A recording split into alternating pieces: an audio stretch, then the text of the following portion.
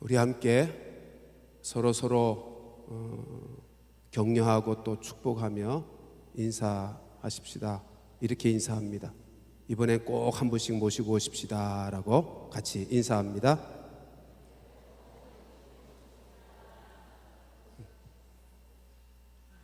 반응이 있어요, 없어요? 그냥 묻기만 한 거죠. 권면만 했지 답은 한 사람도 지금 못 들었어요.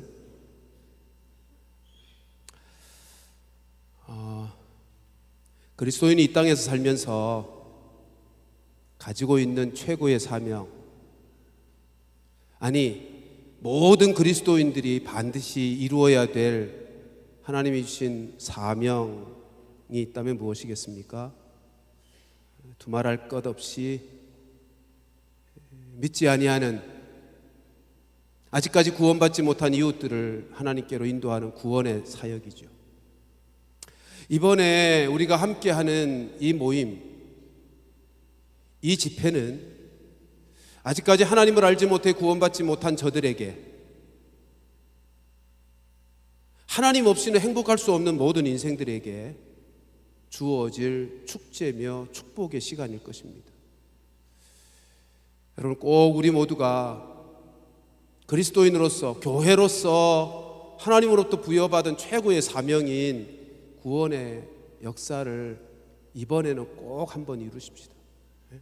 올해 이게 앞에 붙여버려서 그러는데, 우리 5가지 실천 사항 중에 마지막 실천 사항이 올해는 꼭 한 분씩 교회로 모셔오기인데, 그 기회 만든 것입니다.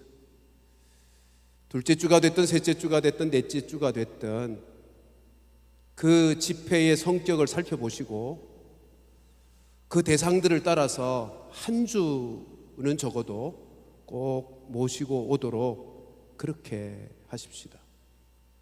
만일 우리가 우리만 잘 믿으면 되지, 우리만 잘 믿고 잘 살면 되지, 우리끼리 함께 모여서 찬송하고 예배하고 기도하면서 하나님의 은혜와 복을 받으며 그것으로 만족하며 산다면 그런 성도, 그런 교회는 사명을 잃어버린 교회라고 말할 것이고, 좀 더 심하게, 아니 명확하게 또 달리 표현하면 기형적인 교회가 되고 말 것입니다. 여러분, 교회가 한마디로 어떤 공동체라고요? 구원의 공동체. 구원의 공동체라 그럴 때 2가지 성격의 구원을 올해는 특별히 강조하여 말씀을 드렸죠. 교회는 구원의 공동체예요. 첫째는 나의 구원을 이루는 공동체. 무슨 말이에요? 이미 예수 믿어 하나님의 자녀가 되었지만 현재적 구원이 있잖아요. 예수 닮은 인격과 삶의 사람으로 변화되어가는, 소위 성화되어가는 구원이요. 장차 오실 예수님의 그날에 영화롭게 될 것을 사모하며 나를 성화시켜가는, 거룩하게 예수님 닮은 인격과 삶의 사람으로 변화시켜가는 구원. 교회 안에서 함께 모여서 말씀과 기도, 그리고 예배와 성도들의 교제를 통해서 나의 구원을 이루어가는 구원의 공동체고요. 2번째는 나를 통한 구원이요. 그걸 전도라고 하기도 하고 또한 선교도 이에 속하는 것이겠죠. 2가지 구원이 함께 이루어지는 공동체가 아니라면 첫 번째 것만 우리가 힘쓰고 거기에 만족하고 거기에 기뻐하는 그 자리에 멈춘다면 둘 중에 하나만 하는 거예요. 여러분, 눈이 둘인데 눈이 하나밖에 없다면, 귀가 둘이어야 되는데 하나밖에 없다면, 팔과 다리가 다 둘씩인데 하나밖에 없다면 기형이라고 하지 않습니까? 우리 모두가 다 구원의 공동체에 속한, 이미도 구원받고 또 구원의 사명을 받은 우리 자신을 인식하고 이번에는 꼭 구원의 사명을 잘 감당하는 그런 기회가 되기를 주님의 이름으로 축복합니다. 오늘 말씀을 보실까요? 예수님이 친히 이렇게 말씀합니다. 인자가 온 것은, 인자가 예수님이죠. 예수님 스스로가 말씀하십니다. 내가 온 것은 잃어버린 자를 찾아 구원하려 함이니라. 아주 간단한 말씀이지만 예수님이 이 땅에 왜 오셨는지 그 이유와 목적을 분명하게 밝히고 있는 말씀 아닙니까? 예수님이 이 땅에 오신 이유는 다른 데 있지 않습니다. 잃어버린 자를 찾아 구원하기 위함이라는 것입니다. 그렇다면 예수님 그리스도의 몸된 교회가 이 땅에 존재하는 이유도 똑같아야 하지 않겠습니까?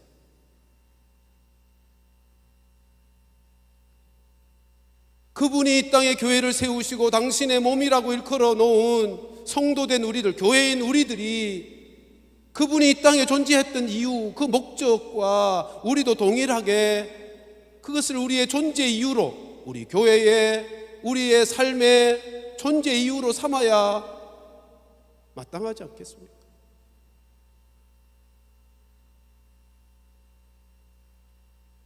우리만 예수 믿고 난 이제 구원 받았으니 됐지 뭐 라고 교회 밖에 있는 소위 이방인들이라고 할 수 있는 믿지 아니하는 그들에 대해서 무관심한다면 아직까지 하나님의 마음을, 예수님의 마음을, 예수님이 이 땅에 오신 목적을 알지 못하는 사람이라고 할 것입니다. 그런데 현실을 보십시다. 우리 자신이 나만 잘 믿고 잘 살면 되지, 빛과 소금으로만 살면 되는 거야, 우리 거기는 마음을 많이 쓰는데 정작 잃어버린 자를 찾는 일에, 그들을 구원코자 하는 일에 우리가 마음을 쓰고 있는지.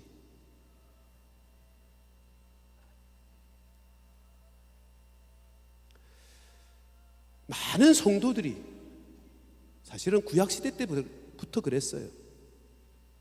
하나님이 이스라엘 백성 선민을 구원하신 이유는 자기들만 잘 믿고 잘 살게 하기 위함이 아니고 열방을 주께로 돌이키는 일에 축복의 통로가 되게 하기 위해서였는데 그 일을 외면하고 살았다고. 이것을 깨는 일이 얼마나 쉽지 않은지 모릅니다. 그건 우리도 지금 마찬가지죠. 열심히 신앙생활을 잘해요. 근데 잃어버린 자를 찾는 그 일에는 우리가 주님 섬겨서 나의 구원을 이루는 그것과 비교해보면 너무너무 약하답니다. 하나님이 이 일을 위해서 얼마나 세밀하게 역사하시고 계시는지를 보십시오. 우리 사례로 사도행전 10장 9절부터 22절 말씀의 사건을 한번 함께, 잘 아시겠지만 저하고 교도가 읽으면서 하나님이 이방인들의 구원을 위해서 얼마나 마음 쓰고 친히 역사 속에 개입하시는지를 함께 느꼈으면 좋겠습니다. 저하고 교도가십시다. 이튿날 그들이 길을 가다가 그 성에 가까이 갔을 그때에 베드로가 기도하려고 지붕에 올라가니 그 시각은 제6시더라.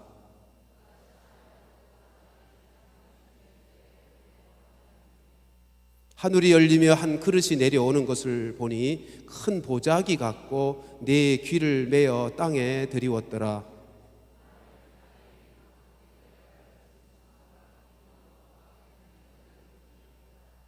또 소리가 이르시되 베드로야 일어나 잡아 먹으라 하거늘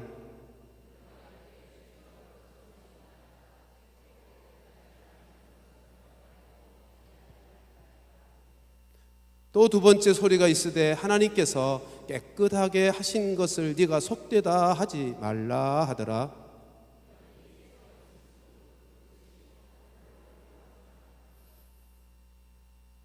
베드로가 본 바 환상이 무슨 뜻인지 속으로 의아해하더니 마침 고넬료가 보낸 사람들이 시몬의 집을 찾아 문 밖에 서서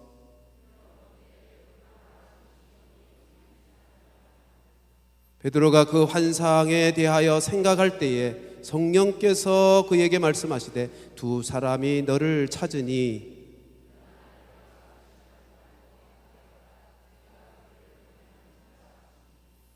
베드로가 내려가 그 사람들을 보고 이르되 내가 곧 너희가 찾는 사람인데 너희가 무슨 일로 왔느냐.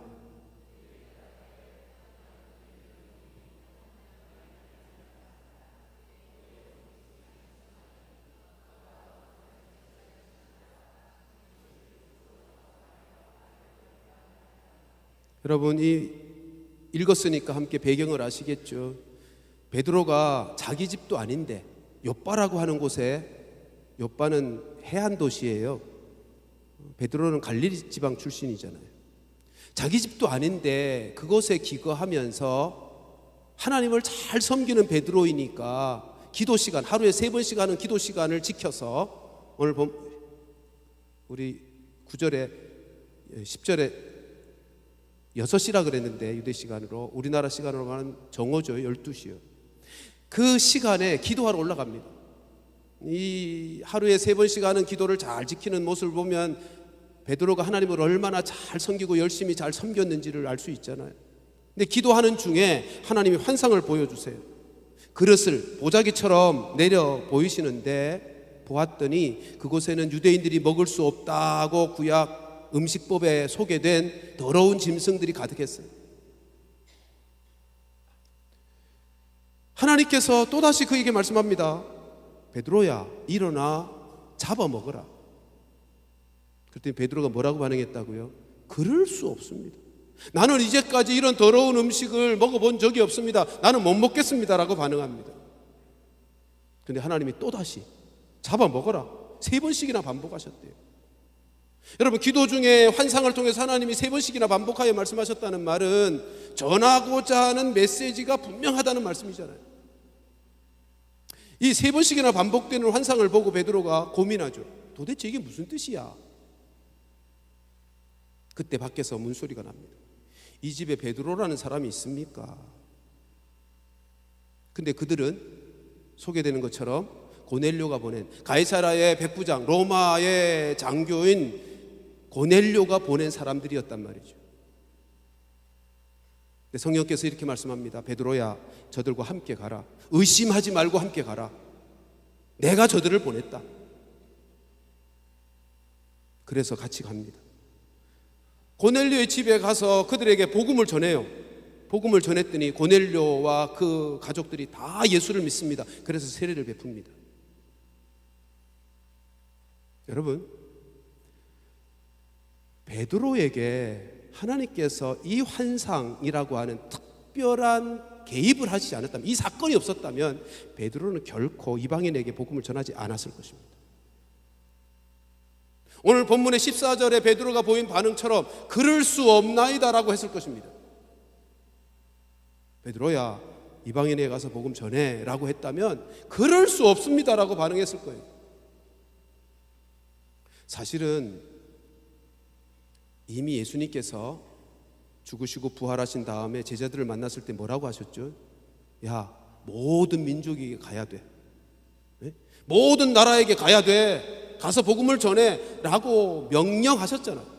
사도행전 1장에서도 이미 승천하시면서 예루살렘과 온 유다와 사마리아 사람만이 아니고 땅끝까지 이르러 내 증인이 되어질 것이다 라고 선언하셨잖아요.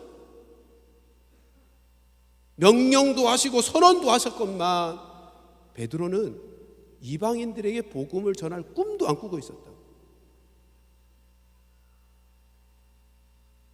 여러분, 이것을 깨는 게 쉽지가 않아요. 나만 잘 믿고 나만 하나님께 영광 돌려드리는 삶을 잘 살면 되는 거지 라고 하는 생각에 멈추어 있는 우리의 이 생각을 하나님께서 깨트리는 것이 쉽지 않다고요.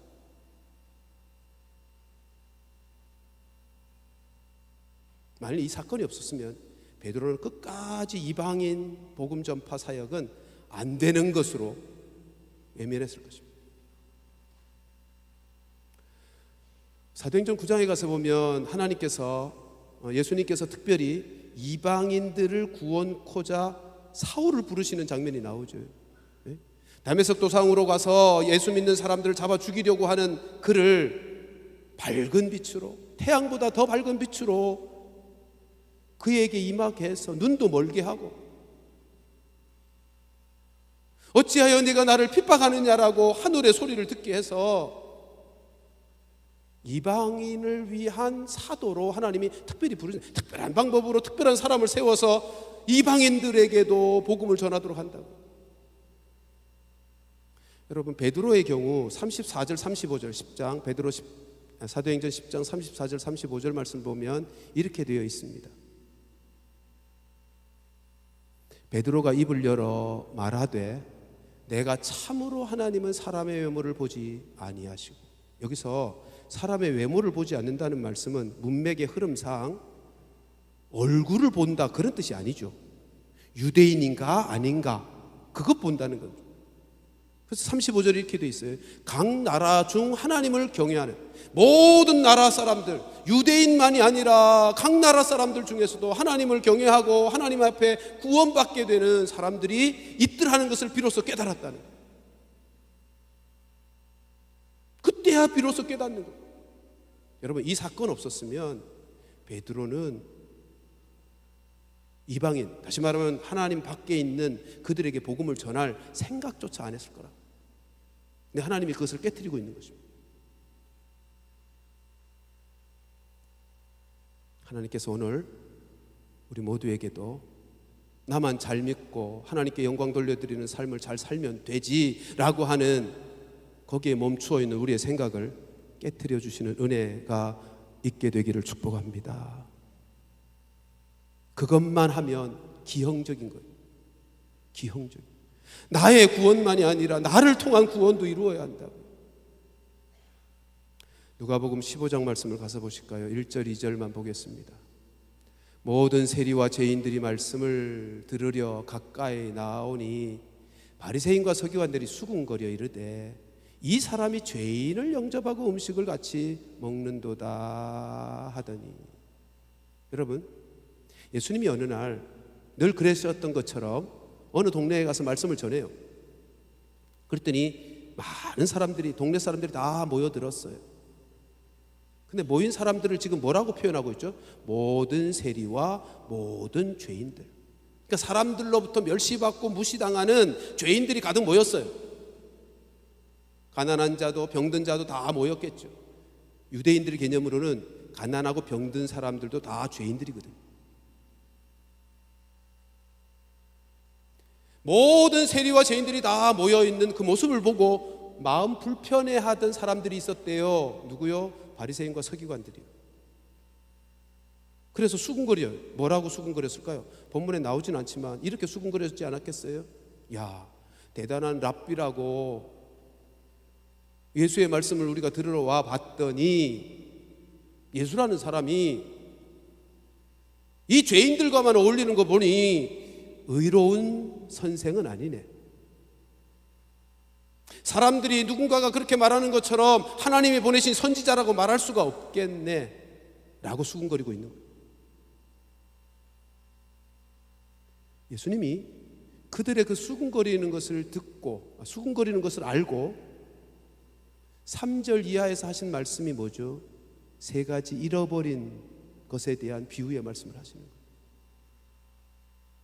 세 가지 잃어버린 것 찾는 비유 말씀을, 내용을 아시죠? 첫째가 뭐죠? 100마리의 양 중에 한 마리의 양을 잃어버린 목자 이야기예요. 이 목자가 부지런히 찾기까지 찾아서 양을 반드시 찾아옵니다. 그리고 잔치를 벌입니다. 그게 첫 번째, 잃어버린 것 찾는 이야기죠.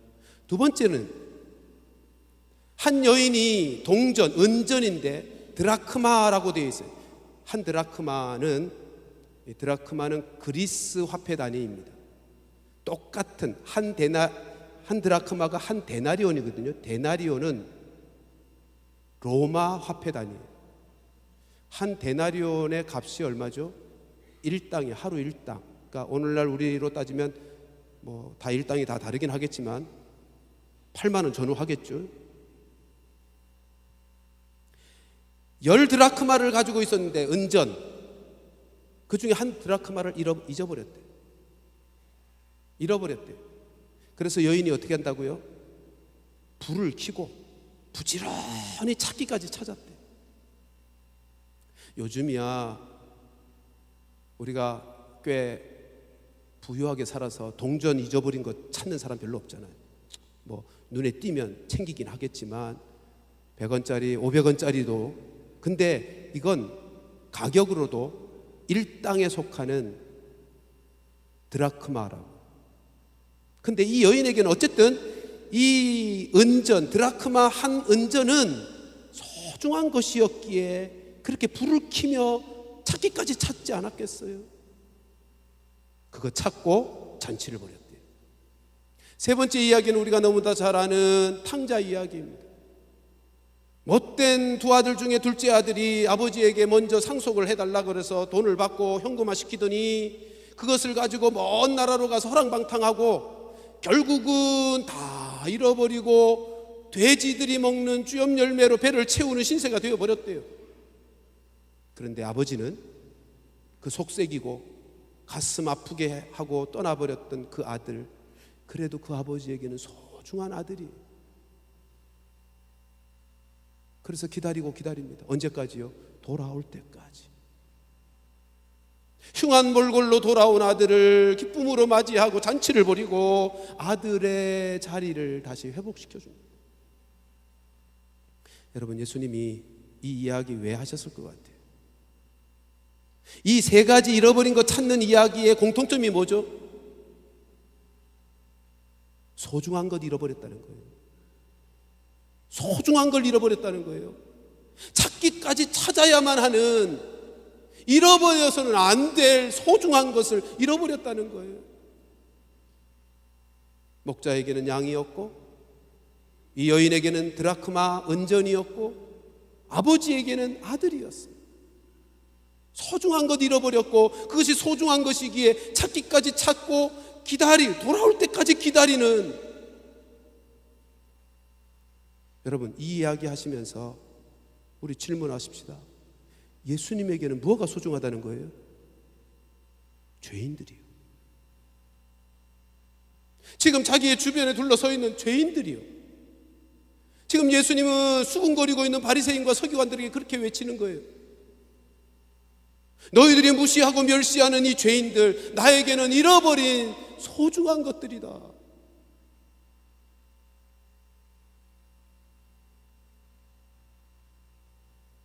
여기서 우리 자신을 살펴보십시다. 우리는 우리 주변에 있는 사람들을 어떻게 생각하십니까? 우리는 그들을 소중한 존재로 인식하고 있습니까?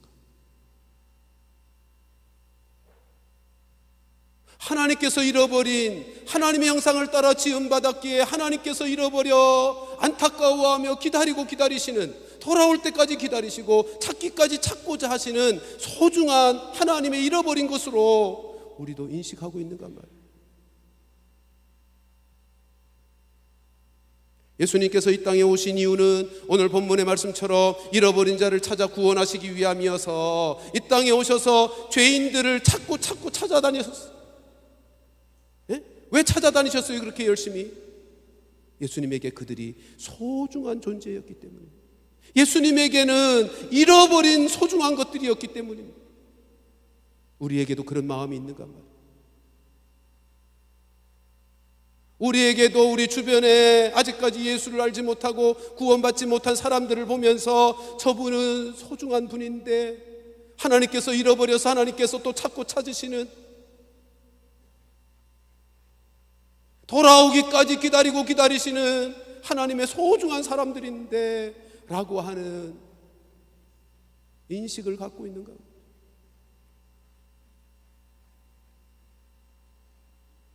만일 그 마음이 없다면 아직 우리가 예수의 마음을, 하나님의 마음을 모르는 거죠.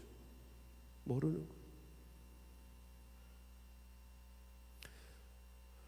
우리 오후 예배 때마다 베드로전서를 강의하고 있는데 우리 지난주에 살폈던 베드로전서 2장 4절 5절의 말씀이 뭐였죠? 다시 한번 보실까요? 사람에게는 버림바가 되었으나 하나님께는 택하심을 입은 보배로운 산돌이신 예수께. 나아가라는 것은 우리로 이 세상에서 승리하기 위해서는 그분에게 나아가야 된다는 말씀인데, 예수님을 지금 뭐라고 소개한다고요? 하나님에게는 택함을 받은 보배로운 존재이지만 사람들에게는, 세상 사람들에게는 버림받으어서 멸시받고 모욕당하고 고난받으시는 분이시라는 거죠. 근데 예수님만이 아니라 예수를 따르는 우리들도 똑같은 신세라는 거죠. 우리가 어떤 존재예요? 하나님에게는 택함받은 보배로운 존재이지만 사람들에게는, 세상으로부터는 미움받고 버림받고 고난당하고 그런 존재예요. 그래서 5절을 이렇게 말합니다. 너희는 성도들, 우리들이죠. 예수님을 산돌이라 그랬는데 우리도 산돌들이래요. 우리도 산돌들이. 그래서 두 가지, 이 두 가지가 아까 초두에 말씀드린 나의 구원과 나를 통한 구원을 지금 다 5절에서 말씀하고 있잖아요. 너희도 산돌같이, 산돌들같이 신령한 집으로 세워지고, 이게 첫 번째. 신령한 집으로 세워진다는 의미가 뭐예요? 거룩한 하나님 나라가 되고, 또 다른 말로 예수 닮은 인격과 삶의 사람으로 되고, 그게 나의 구원이죠.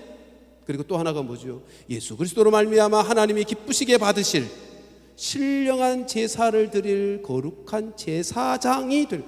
두 번째는 제사장 되는 거예요. 제사장 노릇하는 거예요.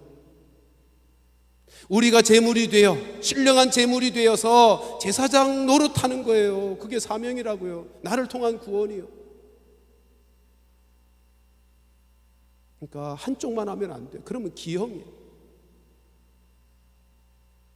내가 신령한 집으로 지어져 갈 뿐만 아니라 세상 속에서 신령한 제사, 제물이 되어서 제사장 역할을 감당해요.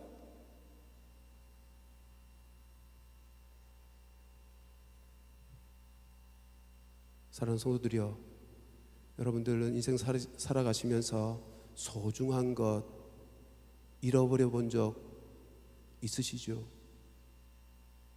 때로는 정신이 없어서 핸드폰이나 지갑 같은 걸 버스나 전철에 놓고 내려 황당하고 당황스러워서 급하게 분실물 센터로 전화해 본 적도 있으신 분이 있을 겁니다. 여러분, 나에게 소중한 것은 잊어버리고 나면 애가 타요. 그리고 반드시 찾아내야 돼. 그걸 찾지 못하면 얼마나 속이 상하는지. 안 그렇습니까? 그게 하나님의 마음이시란 말이에요. 하나님이 인생을 창조하셔서 당신의 형상으로 만드신 존귀한 영광스러운 자로 만들어 놓으셨는데 범죄하여 다 잃어버렸어. 하나님께서 그 잃어버린 자를 찾기 위해서 어떻게 하셨어요? 당신의 하나밖에 없는 아들을 보내시죠. 그래서 예수님이 지금 오셔서 말씀하시는 거예요. 인자가 온 것은, 내가 온 것은 잃어버린 자를 찾아 구원하려 함이로다. 그래서 예수님이 이 땅에 오셔서 하나님 나라를 전하시고 십자가에서 죽으시고 부활하시고, 부활하신 다음에 제자들을 찾아오셔서 요한복음 20장 21절에서 뭐라 그러시죠? 아버지께서 나를 보낸 것처럼 나도 너희를 보내노라. 어디로요? 세상으로. 왜요? 제사장 노릇하라. 잃어버린 자를 찾아 구원하는 일을 위하여 우리도 예수님이 세상으로 보내신대요. 우리 모두 보냄받은 자들인 줄로 믿습니다. 우리 그 사명 잊어버리지 마십시다. 교회 안에서 예배드리고 찬송하고 교제하고 즐거워하며 감사하며 주님을 섬겨 우리의 온전함을 이루어 감과 더불어 우리의 이 사명도 잊어버리지 마십시다. 예수님이 이 땅에 오신 이유, 예수님이 이 땅에 오신 목적, 잃어버린 영혼들을 찾아 구원하기 위함인 줄로 믿습니다. 이제 5월 달에 있을 석주에 걸친 우리의 초청의 기회는, 이 집회들은 이제 우리 보고 찾아가라고, 찾아서 저들을 주님 앞으로 인도해내라고 하나님이 주시는 기회 아닙니까? 부지런히 찾자고요. 예수님이 이 땅에 오셔서 부지런히 죄인들을 찾아다니셨던 것처럼 우리도 좀 부지런히 이번 기회에 찾자고요. 내 가족 중에서 찾고, 내 직장 동료들 중에서 찾고, 내 마을 주민들 속에서 찾고, 내 거래처 사람들, 내 함께 모이는 사람들, 내 친구들, 내 삶의 주변에서 잃어버린 자들을 부지런히 찾으십시다. 우리 모두가 이번 기회에 부지런히 영혼들을 주님처럼 찾아가고 저들을 예수님께로 인도하여 구원받게 함으로 하나님 아버지를 기쁘시게 해드리는 귀한 축제의 날 이룰 수 있게 되기를 주님의 이름으로 축원합니다. 우리 함께 기도하십시다.